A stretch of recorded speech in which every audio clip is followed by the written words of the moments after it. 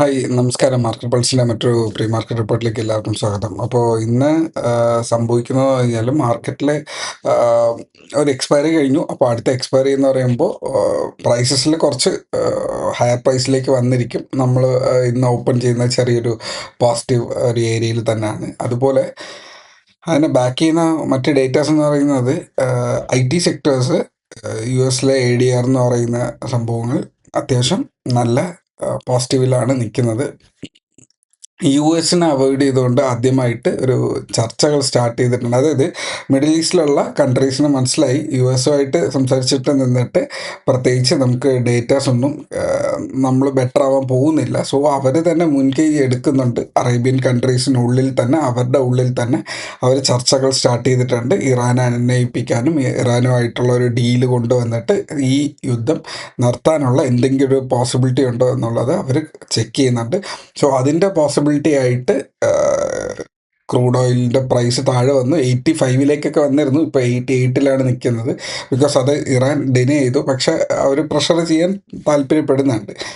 So അതൊരു 88 നിൽക്കുന്നു. മാർക്കറ്റിന് അതിൻ്റെതായ ഒരു പോസിറ്റിവിറ്റി ഉണ്ട്. സോ IT സെക്ടറിന് പോസിറ്റിവിറ്റി ഉണ്ട്. US കുറച്ച് ദിവസമായിട്ട് മിണ്ടാതിരിക്കുന്നുണ്ട്. ബിക്കോസ് അവരുടെ കയ്യിൽ മിസൈൽസ് വളരെ കുറവാണ്. സോ അത് ഉണ്ടാക്കാനുള്ള സമയമില്ല. യുദ്ധം വളരെ ടൈറ്റായിട്ട് പോകുന്നുണ്ട്.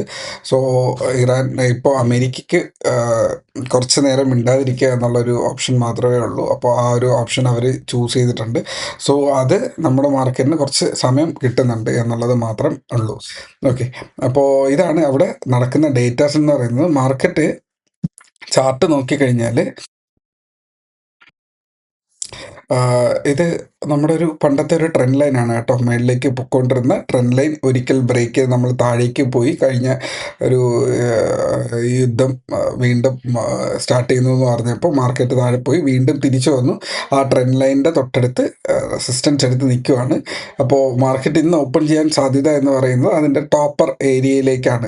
അതായത് ഒരു 2340 2350 റേഞ്ചിൽ ഇവിടെ ഏതാണ്ട് ഓപ്പൺ ചെയ്യാനുള്ള ഒരു മിനിറ്റ് ഞാനൊന്നുകൂടെ ക്രോസ് ചെക്ക് ചെയ്തിട്ട് 24200+ ആണ് കാണിക്കുന്നത്. അതായത് ഏതാണ്ട് ഈ ഒരു ഏരിയ സോറി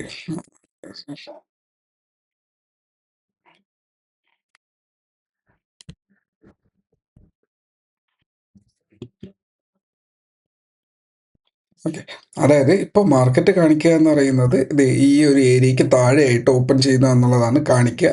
പക്ഷെ ഐ പേഴ്സണലി ബിലീവ് അത് അവിടെ ഓപ്പൺ ചെയ്ത് കഴിഞ്ഞാലും അത് കുറച്ച് ഹയർ വാല്യൂ ആയി പോവും. സോ ഞാൻ എക്സ്പെക്ട് ചെയ്യുന്ന ഒരു 24140 റേഞ്ചിൽ, നമ്മളെപ്പോഴും പറയാറില്ല 24100 മേളിൽ ഒരു 140 to 240 വരെയുള്ള ഒരു മൂവ് ഉണ്ട് എന്ന് പറയാറില്ലേ. സോ ഞാൻ എക്സ്പെക്ട് ചെയ്യുന്ന മാർക്കറ്റ് ഏതാണ്ട് ഇവിടെ ഓപ്പൺ ചെയ്തിട്ട് ഒന്ന് ഫൈറ്റ് ചെയ്യാം 240 റേഞ്ചിലേക്ക്. അതിനുശേഷം 240 മേളിൽ സ്ട്രോങ് ആയിട്ടുള്ള ഒരു ക്ലോസിങ് വന്നു കഴിഞ്ഞാൽ മാർക്കറ്റിന് 350 440 റേഞ്ചിലേക്ക് ഭാവിയിൽ പോകാം. ഇതാണ് അതിൻ്റെ ഒരു ഡേറ്റ എന്ന് പറയുന്നത്. താഴേക്ക് വന്നു കഴിഞ്ഞാൽ 24100 will be the most important support. അത് ബ്രേക്ക് ചെയ്ത് കഴിഞ്ഞാൽ 24000 റേഞ്ചിലേക്ക് 24040 ഓർ 24000 എന്നിങ്ങനെയുള്ള ലെവൽസിലേക്ക് വരും. സോ ഇന്നത്തെ ദിവസം ആദ്യത്തെ ഫസ്റ്റ് ഹാഫ് ഈ ഒരു ഏരിയയിൽ ടെസ്റ്റ് ചെയ്യുക എന്നുള്ളതായിരിക്കും. അതിനുശേഷം ഏത് ഡയറക്ഷൻ, ചിലപ്പോൾ ഈ ഡയറക്ഷനാണ് ബ്രേക്ക് ചെയ്ത് പോകുന്നതെങ്കിൽ അത് അങ്ങനെ മൂവ് ചെയ്യാനുള്ള സാധ്യതയുണ്ട്. ഞാൻ എക്സ്പെക്ട് ചെയ്യുന്നില്ല മാർക്കറ്റ് ഈ ഒരു ഏരിയക്കുള്ളിൽ സ്റ്റക്ക് ആവാനുള്ള ഒരു സാധ്യതയാണ് എൻ്റെ പേഴ്സണൽ ഫീലിംഗ്. പിന്നെ ഈ ഒരു പോസിറ്റിവിറ്റിക്ക് കിടക്കുന്നത് കാരണം ഇനി ഒമാൻ അത് ശരിയാക്കും എന്നുള്ളൊരു ഫീലിലാണ് എന്നുണ്ടെങ്കിൽ ചിലപ്പോൾ മാർക്കറ്റ് 240 to 350 റേഞ്ചിലേക്ക് ചിലപ്പോൾ പോയി ഇന്ന് ക്ലോസ് ചെയ്തേക്കാം. ഞാനത് എക്സ്പെക്ട് ചെയ്യുന്നില്ല.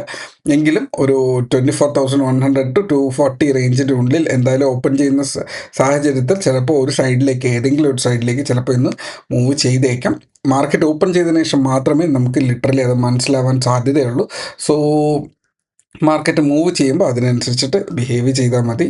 നമ്മൾ നേരത്തെ ഡിസൈഡ് ചെയ്യേണ്ട. സോ ഇത്രയേ ഉള്ളൂ ഇന്നത്തെ വീഡിയോ. മറ്റൊരു വീഡിയോ ആയിട്ട് നാളെ വരാം. Take care, by.